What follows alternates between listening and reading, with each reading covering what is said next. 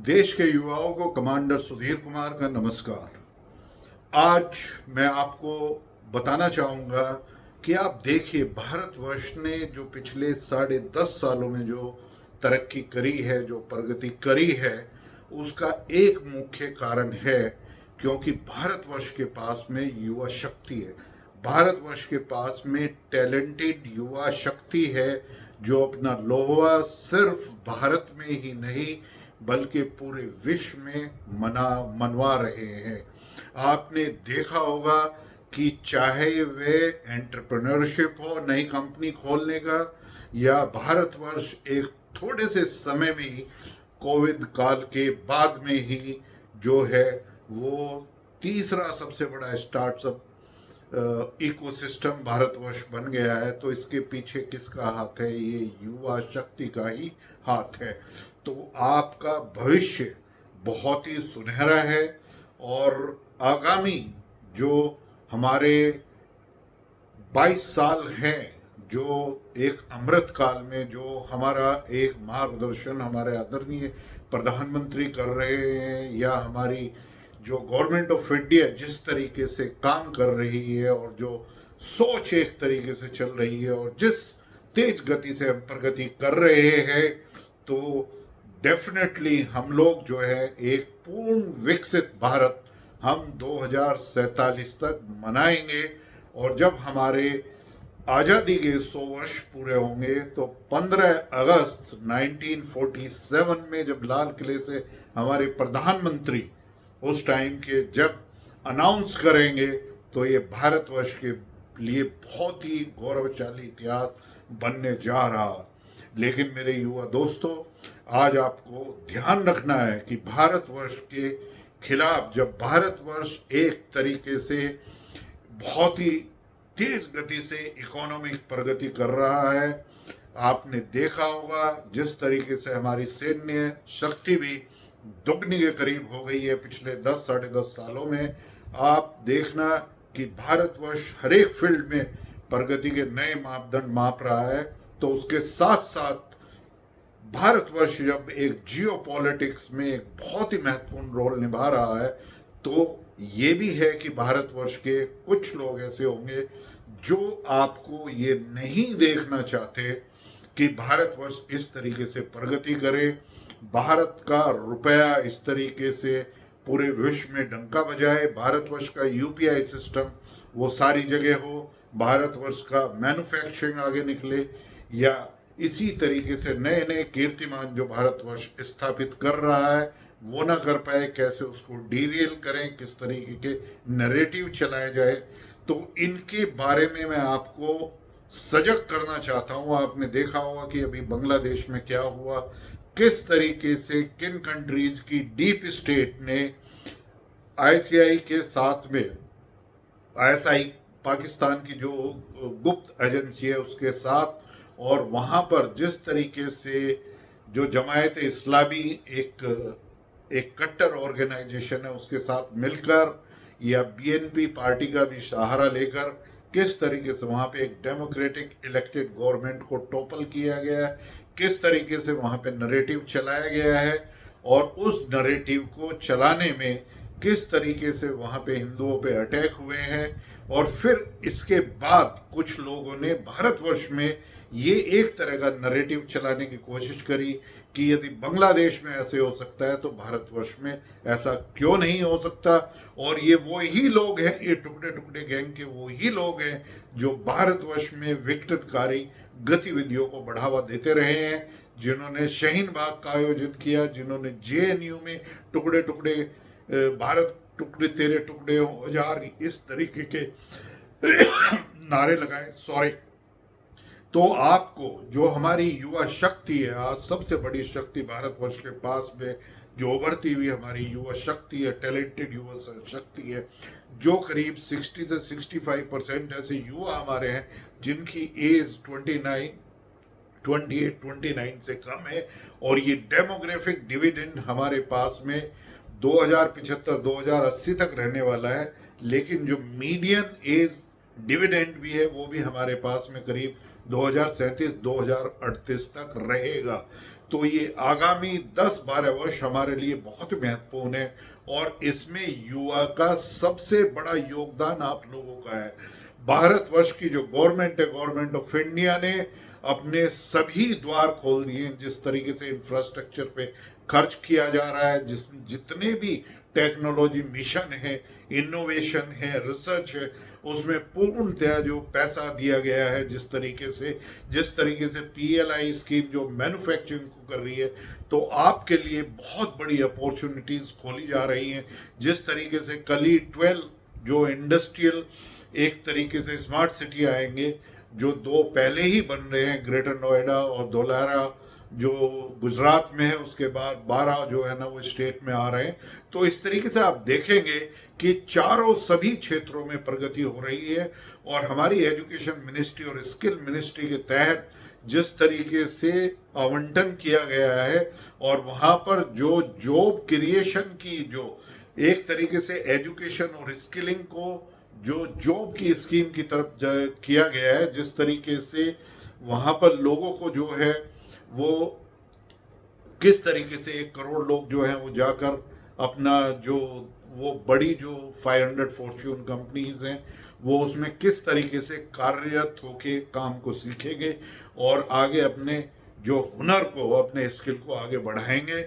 तो मैं यही कहना चाहता हूं कि आपके लिए भारतवर्ष में नहीं, पूरा विश्व आपके लिए खुल गया है और हमारी जो स्किल मिनिस्ट्री है बहुत ही अच्छा काम कर रही है। और पूरे विश्व में जहाँ पे भी आपको कोई इस तरह की चीज़ मिलती है और कोई भी आप स्किल प्राप्त करना चाहते हैं, तो स्किल मिनिस्ट्री और एनएसडीसी की वेबसाइट पर जाकर आप देख सकते हैं कि उस स्किल को आप कहाँ प्राप्त कर सकते हैं। और ज़्यादातर जो है स्किल अपग्रेडेशन और रीस्किलिंग के लिए बहुत ही योजनाएं, जो प्रधानमंत्री स्किलिंग योजना है या और जो स्किल से जुड़ी हुई योजना है, या अभी जो बजट में 4 योजनाओं का एक तरीके से आह्वान किया गया है, उसका प्रोविजन किया गया है, तो उसमें आपके लिए काफ़ी व्यवस्थाएं ऐसी बनाई गई हैं जिससे आप एक क्वालिटी जॉब लें और अपने स्किल को अपग्रेड करते रहें। और टेक्नोलॉजी अपग्रेडेशन, अभी आपने देखा हो कि बहुत तेजी से टेक्नोलॉजी बदल रही है और भारतवर्ष का टेक्नोलॉजी अडॉप्शन में अग्रणी स्थान रहा है। आप लोगों ने जिस तरीके से सॉफ्टवेयर में पूरे विश्व को जीत लिया, कंप्यूटर के क्षेत्र में सर्विसेज, जो हमने सर्विसेज के क्षेत्र में किस तरीके से हमने प्रगति की है, इसी तरीके से आप AI, artificial intelligence, quantum computing, robotics, nano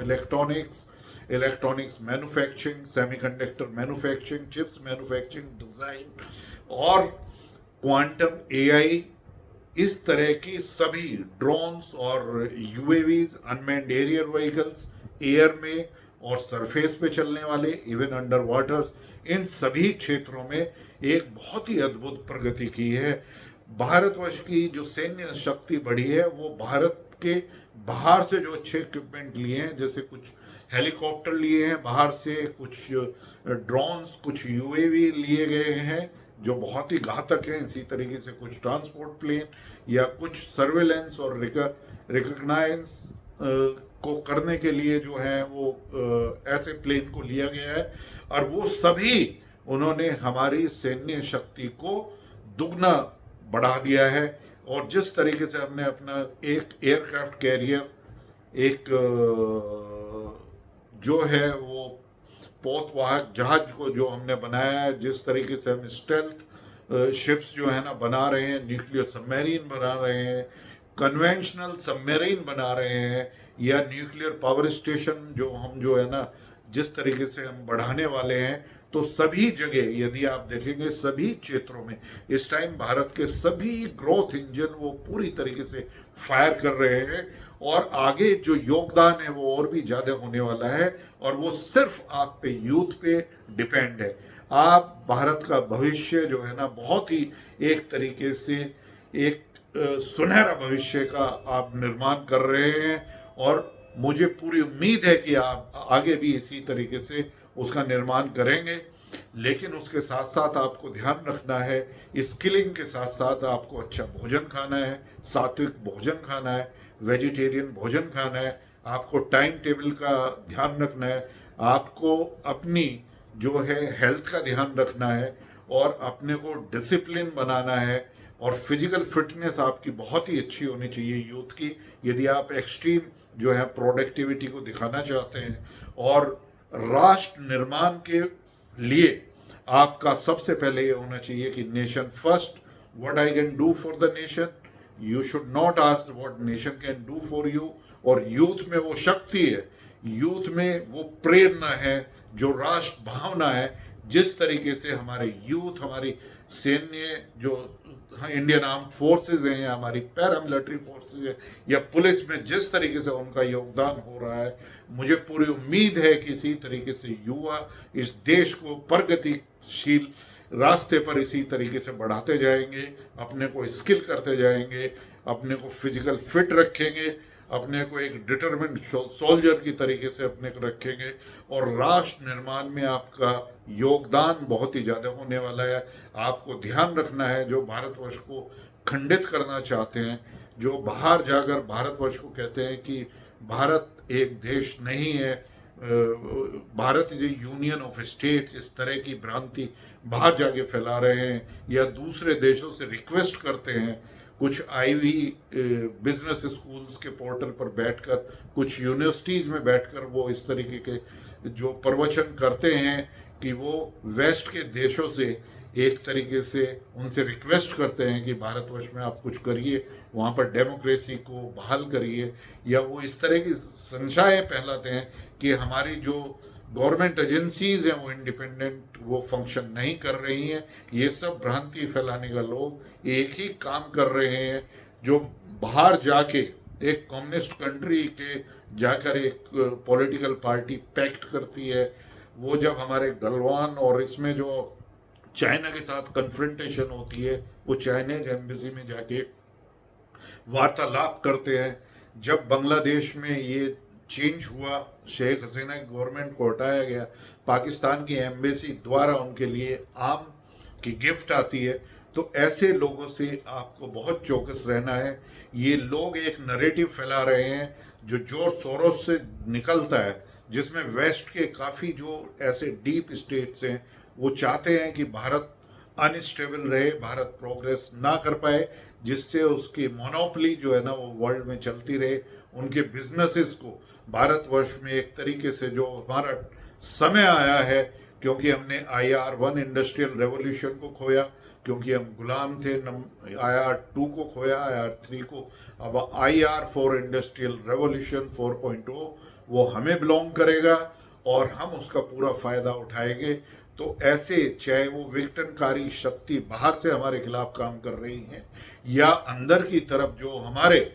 जो एक तरीके से जयचंद जो भारतवर्ष के अंदर है, उनसे हमें बहुत ही सुरक्षित रहना है, युवाओं को बहुत ही चौकस रहना है। वो किसी भी तरीके से वो कोशिश कर रहे हैं कि आज एक हिंदू समाज जो करीब 100 करोड़ की पॉपुलेशन है पूरे विश्व में, उसको डिवाइड करने की कोशिश कर रहे हैं कास्ट के ऊपर। वो अभी तक अपीजमेंट की पॉलिटिक्स करते रहे हैं और कितने कानून उन्होंने ऐसे बनाए जो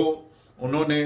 भारतवर्ष की एकता के ऊपर आघात किया। तो ऐसे लोगों से जो भारतवर्ष को कमज़ोर करना चाहते हैं, जो भारतवर्ष का विघटन करना चाहते हैं, जो भारतवर्ष की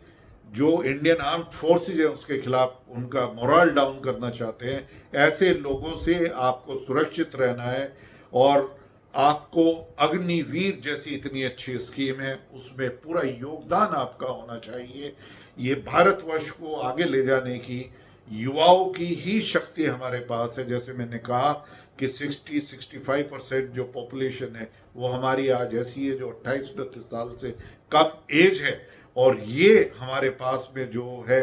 एक ये बहुत बड़ी शक्ति हमारे पास में है कि आज हमारे पास में डिसाइसिव लीडरशिप है। पूरे विश्व में हम एक तरीके से